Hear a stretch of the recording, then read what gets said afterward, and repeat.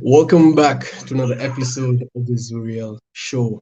This is episode 25, very special segment in which we're going to be tackling digital transformation. Something that I genuinely believe it's a concept that's now starting to be talked about. It has been there in the market, it has been talked about. 2020, as we know, there's a lot that's been going on, and businesses has been forced to adapt. Today with me, I have Nelson Lutta, and we'll be discussing this very timeless topic, the wake-up call for digital transformation. Nelson, welcome to the show. Introduce yourself to the people, who you are, and what you do. Thank you very much, Emmanuel. It's a pleasure to be on your platform. It's a pleasure to always have opportunities to share knowledge and generally just discuss with peers to learn and maybe have a chance to unlearn things that maybe are ingrained in ourselves. Yeah. As you've introduced myself, my name is Nelson Lutta. Um, Currently, I work in the digital transformation space. I work for a digital transformation accelerator known as X by Alternative. My role there is head of digital business, which basically, just to cut off the jargon, implies that I juggle a couple of roles, which include project management, product management, client service, and general business. Um, Aside from that, I did have launch my startup earlier this year in energy. It's called Bold Energy Technologies, and it's basically an energy technology startup trying to utilize data to be able to advance energy within our market, within our region. And just to summarize, that's what I currently do right now. My background, however, is a bit different. I'm a petroleum engineer by training. Graduated as a first locally trained petroleum engineers in East Africa. Um, after that I proceeded to work in the oil and gas and energy space for a minute before I pivoted and focused on digital transformation as a whole. I have worked in the digital space for quite some time now. Started out in digital marketing, which were some of the early advances in digital that went mainstream. So Yes. worked my way around there until where I am currently focused predominantly in the digital transformation space. Wow. Lovely introduction and a really rich background as a whole. One thing we like to touch in terms of the episode is our guest stories and who they were in high school slash university. If you don't mind sharing with the audience, what kind of a student were you in high school or university, whichever you'd like to touch on, or both? Um, so I've never really been asked this question before, which is No quite problem. intriguing. No But problem. just to touch a bit on high school. In high school, I was mostly a very art student, which is quite strange Mhm. because of the STEM background that I ended up taking up. So I was very vocal in history and engagements such as debate and all of that. I was I was lucky enough to be quite a sharp student, although in my honest opinion, I feel that our system is a bit biased, but I did Yeah. manage to get out of of the high school system with straight A's and onto university. My university experience was a bit different. As I mentioned, I got a petroleum engineering major. Um, and I was lucky enough and had the opportunity to be the first graduating petroleum engineering unit in East Africa, Wow. which as a whole just had a lot of challenges because, as you know, when you're doing something different, something new for the first time, there's a lot of figuring out for us as students, for the department, for the university, and for the region. So in university, I think that's really stuck to me. I think I was very excited by the opportunity to be among that first group. So to me, when I reached university, I realized that I really wanted to not just go through the final that I had gone through high school, which basically, oh my goodness. I can hear you properly. Yeah, it's very good. It's very good. Okay. I think my screen did that thing for a second there. It's But okay. I'll No just problem. continue. For me, I really wanted a practical experience out of my high school, out of my university education. So what that resulted in was myself and a bunch of my classmates really took it upon ourselves to make sure that the the course that we're doing really had strong industrial ties. So we set up the first chapter of the International Petroleum Body, which is called SP International, Society of Petroleum Engineers International. And we set up a chapter in Kenya. And within the first 2 years, we were awarded the Global Gold Standard Award based on just the amount of activities we were able to do, the amount of industrial connections we were able to get, and based of those connections that we're able to really touch base with the industry, we're able to get Talo to come in to get students from our side to just undertake on industrial field trips, fly guys over there to Turkana just to have a feel of the field and what exactly it takes to be there. They gave us a lot of internship opportunities, as well as other entities around there. So my university experience was very fulfilling and very engaging from an early set with the industry and just what the industry entails. So I hope that gives an overview of my background. Very, very well, if I may say so myself, and very, very powerful as well. Not only because you're a pioneer, but also you have the ability to, due to lack of a better word, stand alone. Because I believe most people not have been able to stay the path. They will have felt that there's no system in place for me to do this thing. Maybe it's not my path. Maybe it's not for me. So really, really proud and very humbled as well to be talking to you. And I look forward to what you'll accomplish as well in your future journey as a whole. Thank you very much. Right before we get into the topic of the day, I'd like to know what keeps you inspired, what keeps you motivated in your day-to-day when it feels like nothing seems to be working out for you. I think the essence of that statement is what keeps me going on a day to day. Nothing going correctly or nothing panning out. I believe from where we are as humanity, as a people, maybe even for context as Kenyans, we've really come a long way. A lot has happened. If you had the opportunity to maybe have a time machine and you went back 20 years, 30 years, 50 years, 100 years, the difference of where we've come from is really stuck, and the amount of growth we've really had is really quite significant and magnificent. But then at the same time, if you look at where we are, and if you were to take a step back and to look at where we are vis-a-vis what opportunities are there and where we could be, there's still a lot to do. So the fact that a lot of things don't go right, for me, screams opportunity. For me, says here's an opportunity to maybe help things get right. And I think if you look at my career and my trajectory, I've always found myself really intrigued and interested in places where solutions haven't been found yet. People have found challenges in those areas. So that really interests me and intrigues me to be able to be part of a solution to a problem that maybe hasn't been thought about, or a solution about a problem that no one really has tried to address. So what keeps me going is the fact that we have so many problems, so many challenges from a day-to-day perspective. And for me, it's just, how do we solve this? How do we make this better? How do we correct this? Very inspiring, very powerful as a whole, if I may say so myself. One thing as well I can relate to on a personal level is I believe there's a lot of gaps, and that's one of the reasons why I entered the digital space. Is I saw there were clear, evident gaps in which businesses were, how you can say, underutilizing the power of digital, and that's what inspired me actually to get started with Zuriel, is to pass out the right information as to how to actually execute digital, which gets us now to the topic of the day, which is digital transformation. I've had so many absurd definitions and people's understanding of what digital transformation is. I've had someone say that using digital marketing or having a digital strategy is digital transformation.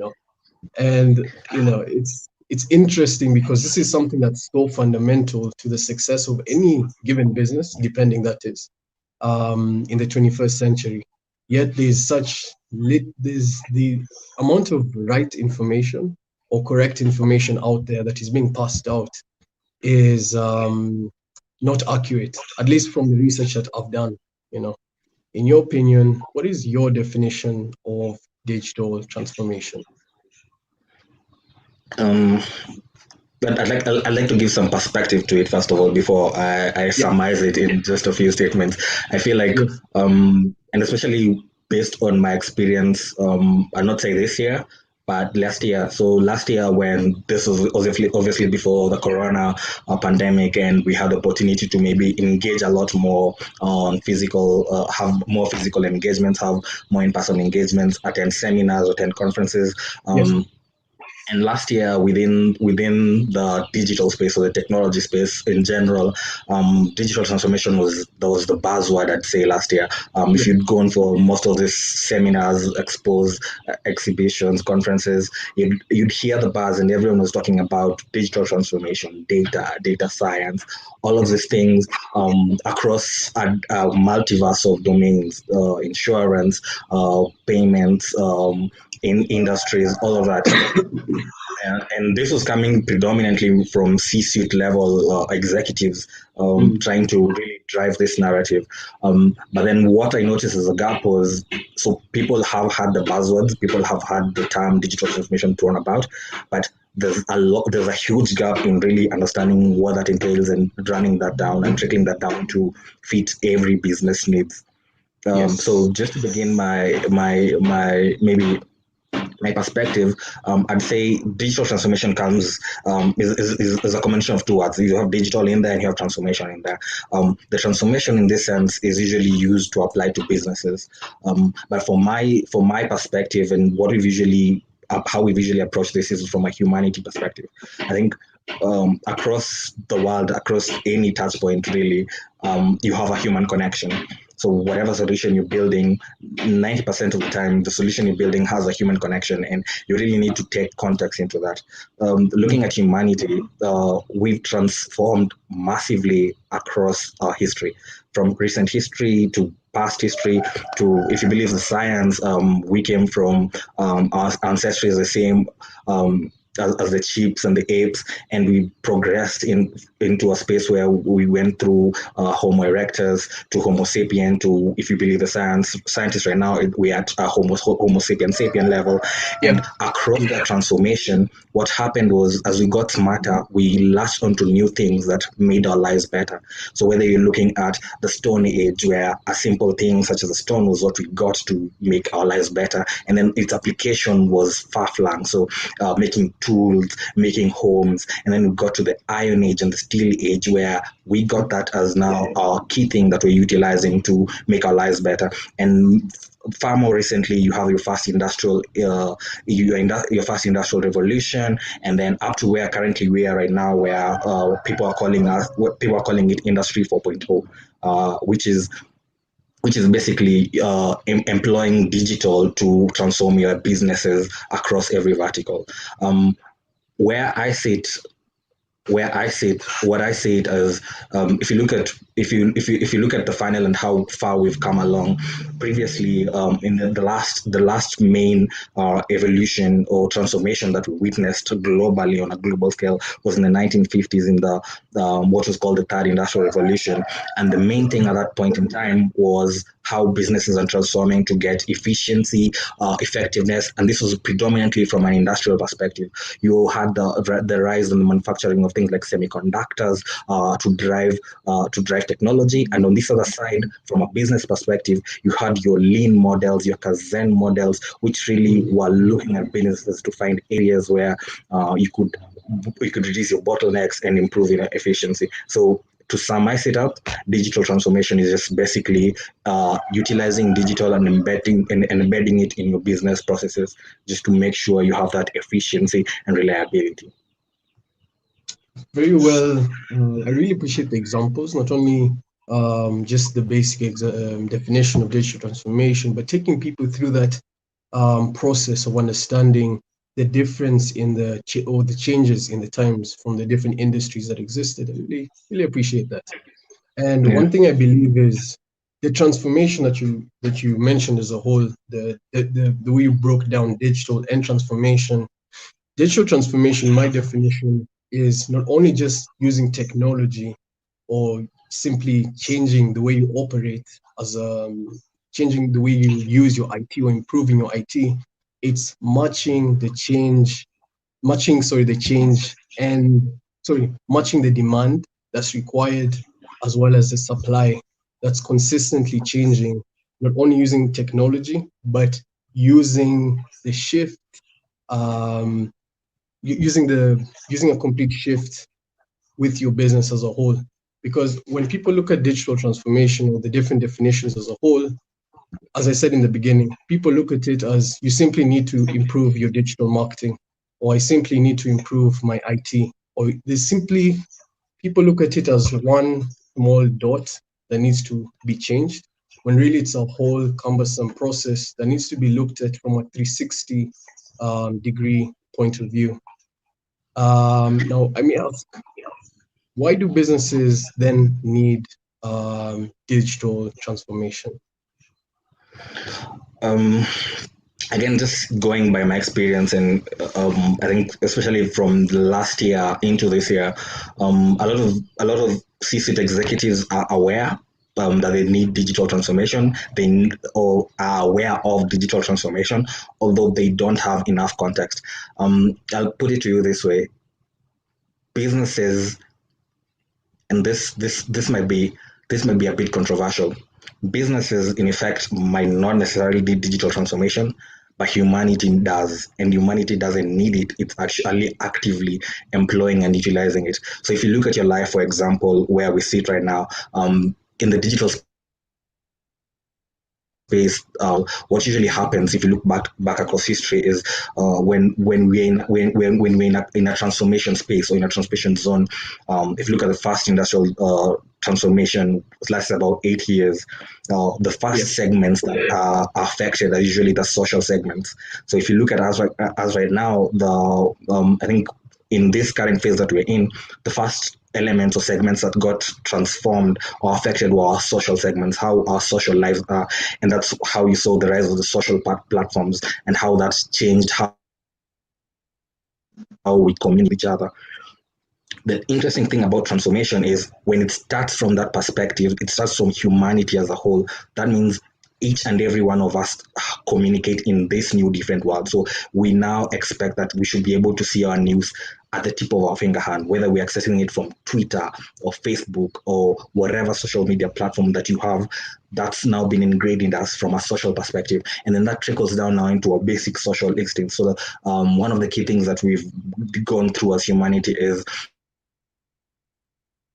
to, I think, as a basic is you have food, shelter, clothing, and then as we've transformed for you to get food now, not all of us has to have a farm. We created we had an exchange system where we initially had the barter system, and then we realized barter is not efficient, so we had money, which was an agreed rule where we can trust this one commodity to represent a certain value. And then now in the age that we're in, the concept of money is also changing. We have digital payments, and being from Kenya, I think one of the things that all of us as Kenyans were really proud of has been always M-Pesa, and how M-Pesa really transformed our lives, and that cut across each and every, our entire society utilized that form of payment. That's around the 2007, 2008, 2010, and we continue to do that as well. But if you look at the rest of the world, they caught up, and how that has transformed in the payments industry with things like Bitcoin, with things like Apple Pay. If you go to China and you see utilizing WeChat to be able to transact, just from a social perspective, you can see how the transformation has changed. And then that has gone and expanded further, so that now how we move in the transport space, with Uber and Safe Boda and all these new innovations, how we treat accommodation with Airbnb. It's just truncated down such that each and every one of us is touched and affected by products in every facet of our lives. Now, what that does to us as consumers is we get new expectations. If I'm able to order a cab at the pick of my finger wherever I am in the world, and that car comes to me, takes me to where I want, then I start to have expectations on other services. It means that when I go to my bank, I also expect that immediate response, Yes. immediate Yes. service, and then also it means that I don't now expect to have to go to my bank. It means that now I want my bank to come to me. If you look at manufacturing, then it means that if you're looking at things like designs for maybe a new product, you expect to, as a C-suite, as a client, maybe engaging an entity, you expect to be able to be shown designs wherever you are in a realistic way, and to be able to scale these things up. So for businesses, then the reason why they need digital transformation is because their consumers are already transformed. Their consumers are changed. Their consumers are evolving rapidly. So for them, it's a matter of survival. It's, do you catch up with your consumer, or do you go extinct? Very good point. Very, very good point. And I couldn't agree more because at the moment, if you have any business, most of your clients, regardless of your industry, they're expecting fast, convenient, easy, right? Regardless of what you do, that's what they're expecting. If you go on social media or if you go on a particular website and it lags or it takes more than 3, 4 seconds, you're out. You don't really have time for that. Our attention spans, due to lack of a better term, once again, have minimized, and our expectations of have been, I can say, heightened due to the improvement of services from, as you rightfully said, these different digital innovators such as Uber, as you rightfully gave, and Safe Border, which is really dominating. Those two are really dominating the transport industry in the country. I really love that example. Now, you gave a really good point on C-level executives and how there's been this huge buzzword going on in 2019, as you rightly said. Now, one thing I believe is essential in order for digital transformation to take place is it has to take place from the leaders as a whole. Because as much as, yes, the person who's doing your marketing believes, okay, yes, I think this is what we should be doing, but then someone at the top doesn't really understand what that's about, such that then there's no, that's how you can say, flow going on. Is that something you believe? Or maybe the accurate question I believe I should ask is, what are some common misconceptions executives have about digital transformation that you believe or that you've seen during your time in the space? Yeah, that's a really good question. First of all, maybe to pivot you a bit, um, No problem. Yeah. it's looking at businesses and what I've seen in the course of my career, especially in this space. Yeah. And I've worked actively, just to specify, because first thing first, I don't believe there is a digital transformation expert. It's Mm. impossible due to the vastness of the space, because digital transformation, for me, how I see space, it's something you embed. It's something that cuts across each and every facet. It's like having human resources as a company. It's I don't know if that makes quite a lot of sense. And why I say this is because when you looked at digital transformation, and as I mentioned, I think the third industrial revolution, when we got the semiconductors, and we had a lot of the products that made digital be digital where it is in the 1950s, with the invention of the computers and the supercomputers, and how that really permeated up to where we have our smartphone as it is right now. What you see with digital transformation, and if you look at traditional businesses, is you'd have your business. Let's say my business is selling a commodity, and for you to be able to sell that commodity effectively, then is one part commodity, and make sure that as you're producing your commodity, you're producing it for your clear consumer who you have Yeah. understood. And then the second part of having this commodity is now you have to understand on consumer, which is where your marketing departments usually came for you to run campaigns and really touch and relate to your consumer and push this product. And then you'd have your sales departments on this other corner, who now are trying to get these audiences that have been spoken to and convert them. And this really cuts across different industries, because you'll have industries that are B2B, where your consumer is another business. And then you have other industries which are, let's say, like for your FMCG is where you have your fast moving products, and you have to interface with a number of retailers, wholesalers, and really that whole funnel until you get to your consumer.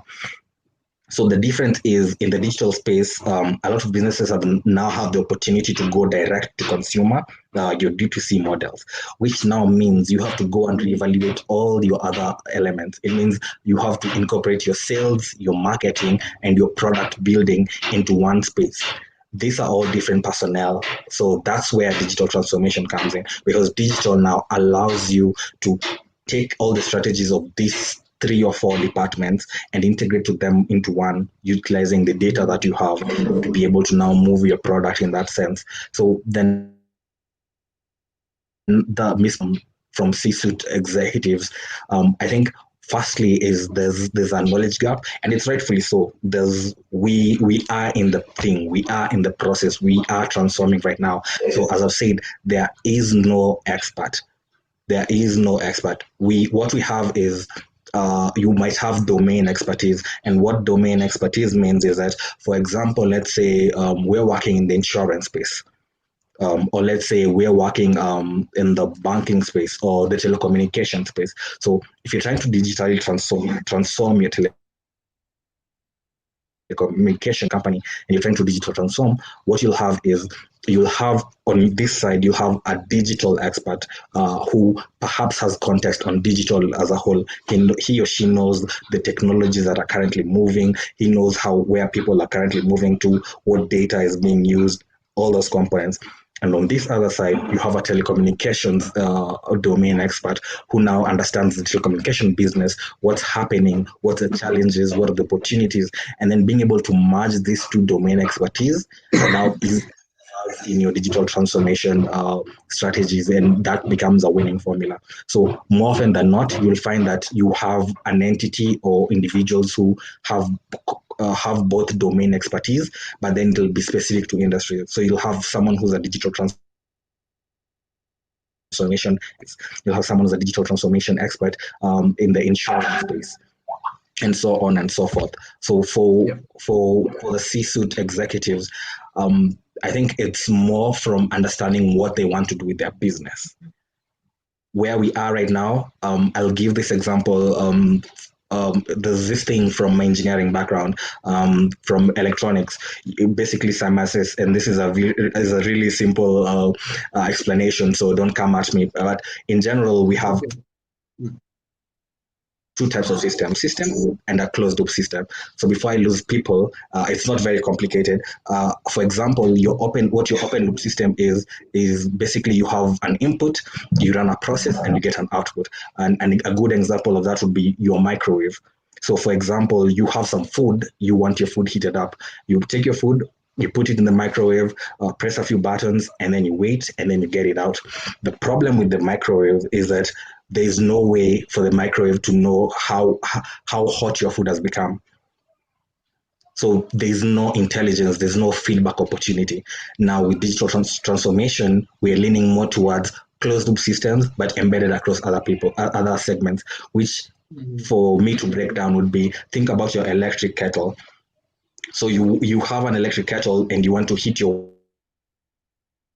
water, you want to put your water into the kettle, turn it on, and then once the water reaches the boiling point, the kettle knows the water is boiled, and then it switches itself off. So what we have there is we have a feedback loop, because the water doesn't boil on and on and on and on. It knows this is 100 degrees Celsius, this is boiling point, which means now we need to switch off. So where we are currently is looking at businesses. Our feedback loop is the consumers, humanity. Humans are evolving, they have new payment methods, they're communicating in new channels and new platforms such as WhatsApp, Telegram.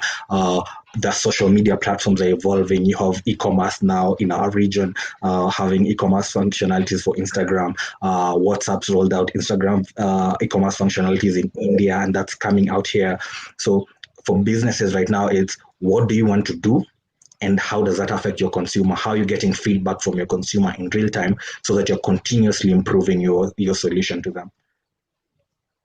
Lovely points. And from what I've read, as a leader entering an organization, it's your responsibility to not only, as you rightfully said, know about the industry, but also understand how to take advantage not only of the data that's being collected, but how the consumer would like for the product to reach them, due to lack of a better term.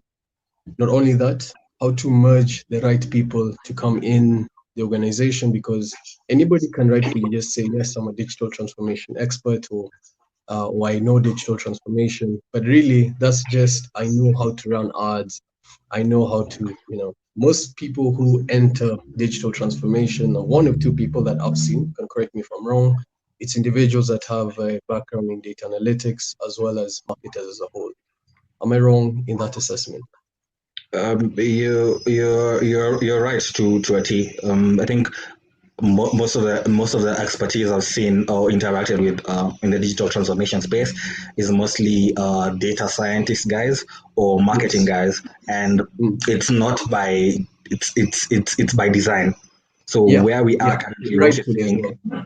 Mm. yeah, the driver behind digital transformation, forget the technology, forget all of that. It's basically people. It's understanding people, understanding market, and understanding their evolution.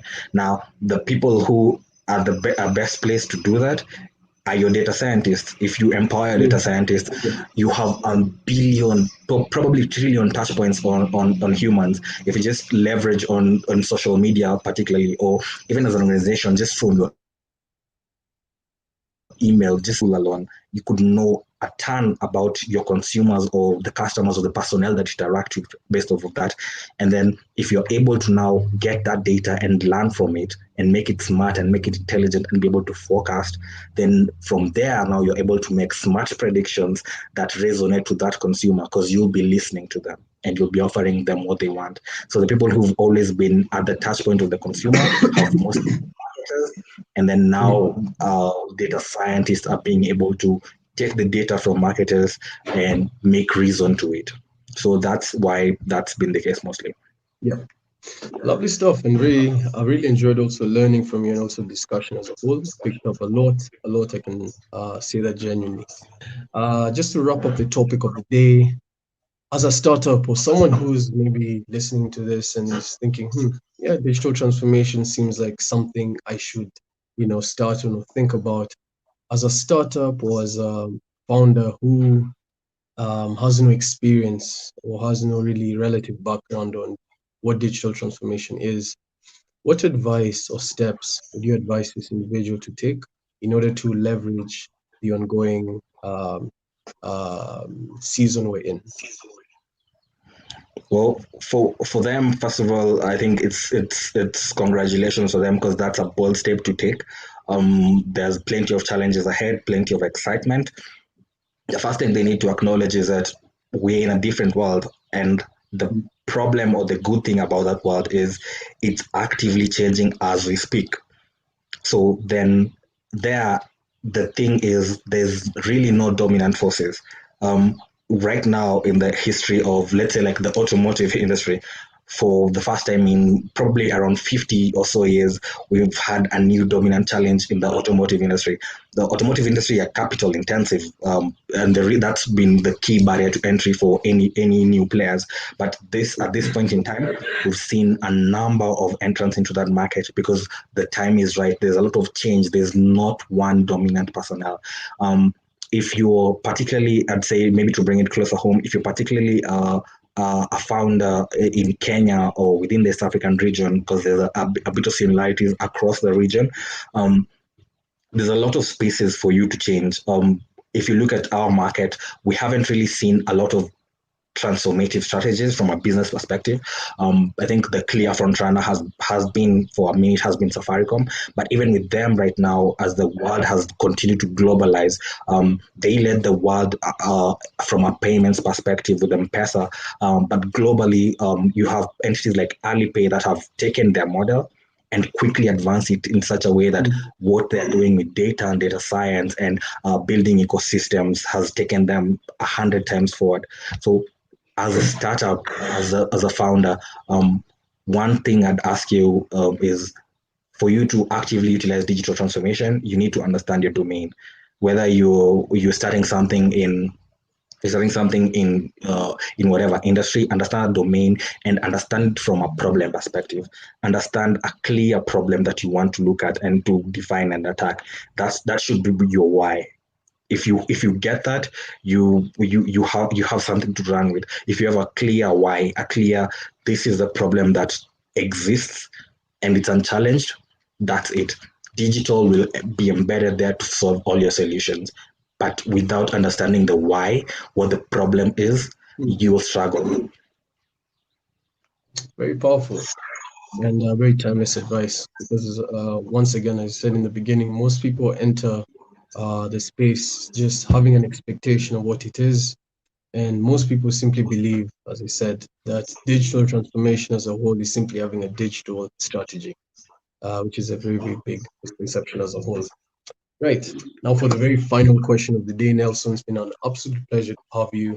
For the very Yeah, final thank you very much. question of the day, I'd like to know if you're able to dial back and go and talk to your 20-year-old self, either if it was via phone call or simply traveling back in time.